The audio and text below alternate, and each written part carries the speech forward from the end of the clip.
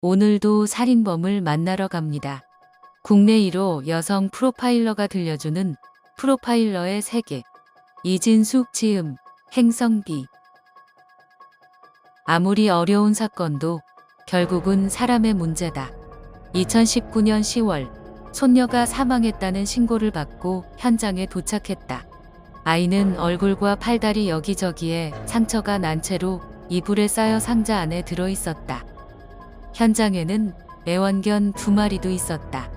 현관 입구에 놓인 신발들은 개들이 물어다 아이가 있는 방에 가져왔는지 방 곳곳에 흩어져 있었다. 아이의 시체는 이미 부패가 진행된 상태였고 집안에는 개의 배설물과 사료 따위가 가득해 쓰레기장인지 사람이 사는 곳인지 분간하기 힘들었다. 부모는 둘 다 10대였고 육아를 서로 미루다가 아버지는 PC방에서 어머니는 친구들과 어울려 지냈다. 집에는 가끔 들러 아이에게 우유만 먹이고 다시 외출하기를 반복했다. 그러던 중 며칠 동안은 집에 아무도 들리지 않았고 그 사이 아이가 사망한 것이다. 갓난 아이와 애완견을 같은 공간에 놓아둔 점도 이해되지 않았다. 아이의 이마와 팔다리에 있는 상처는 애완견이 물어서 생긴 것으로 보였다. 부모는 나갈 때 애완견을 욕실에 가두고 나갔는데 문을 열고 나온 것 같다며 자신들이 집에 있을 때는 그렇지 않았다고 주장했다. 저조한 출산율에만 집중할 것이 아니라 낳은 아이들을 문제없이 잘 키울 수 있는 방안도 마련해야 하지 않나 하고 생각하게 되는 대목이다. 비산 혈흔으로 엉망이 된 현장에서 피해자를 보고 돌아오거나 검거된 피의자와 면담을 마치고 돌아오는 길엔 어김없이 수많은 질문과 마주하게 된다.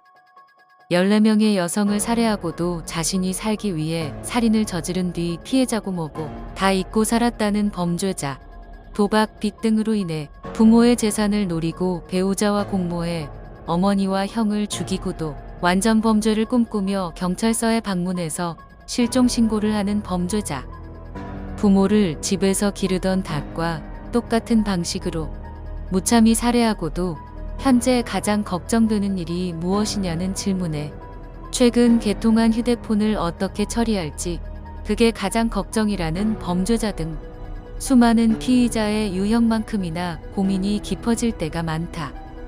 정신질환 중에는 망상을 경험하는 질환들이 있는데 환각, 환청, 환시를 비롯해 여러 형태의 망상이 개인의 행동에 영향을 미친 것으로 보고된 사례를 발견하게 된다. 이들은 자신은 늘 감시당하고 있고 누군가가 매일 찾아와 귓속말을 하기도 하며 행동도 조종당하고 있다고 말한다.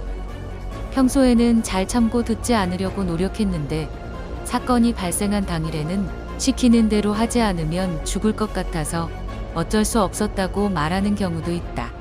흉악 범죄가 일어났을 때 범죄자가 사이코패스인지 아닌지에 우리는 지대한 관심을 보인다. 일단 사이코패스로 분류되는 범죄자들은 그야말로 괴물이다. 사람의 탈을 쓴 악마랄까?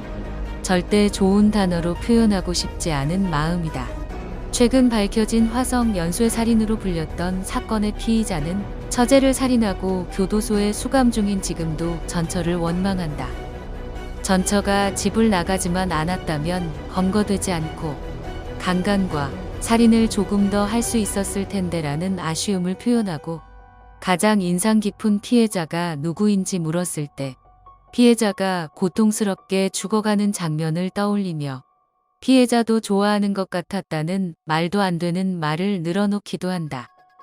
또 웃는 얼굴로 앉아서 면담을 진행하는 프로파일러들이 자신에게 호감을 가지고 있는 듯하다는 말을 서슴지 않고 꺼내놓는다. 그러니 이들을 우리와 같은 유의 사람이라고 인정하고 싶어지지 않는다.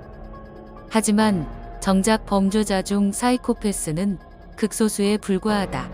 사이코패스라고 판단되는 범죄자 외에 내가 희망이 있다고 말하는 대다수의 범죄자는 어린 시절에 제대로 사랑받지 못했거나 오랜 기간 충족되지 못한 욕구를 범죄라는 잘못된 방식으로 표출한 경우다. 앞뒤가 맞지 않고 이해하기도 힘든 범죄자들의 이야기를 프로파일러들이 들어주는 이유는 실체적 진실을 낱낱이 밝혀 피해자들의 억울함을 풀어주기 위함이다. 심리 상담은 아니지만 나는 자기 자신을 성찰하지 않는 범죄자들에게 자신의 삶을 면밀히 들여다볼 기회를 주고 싶다. 면담할 때 범죄자들은 왜 범행을 저질렀는지 의외로 쉽게 대답하지 못한다. 반면에 자신이 살아온 이야기를 털어놓으며 눈물을 흘리기도 하고 진술 때문에 불리한 입장에 처할 수 있음에도 프로파일러와 면담하고 나서 고맙다고 말하는 이들도 있다. 이것을 누가 이해할 수 있을까? 이들의 이야기를 가만히 경청해주는 일이야말로 근본적이면서도 장기적인 범죄 예방책이 될 수 있을지도 모른다. 오늘도 살인범을 만나러 갑니다. 국내 1호 여성 프로파일러가 들려주는 프로파일러의 세계. 이진숙 지음, 행성비.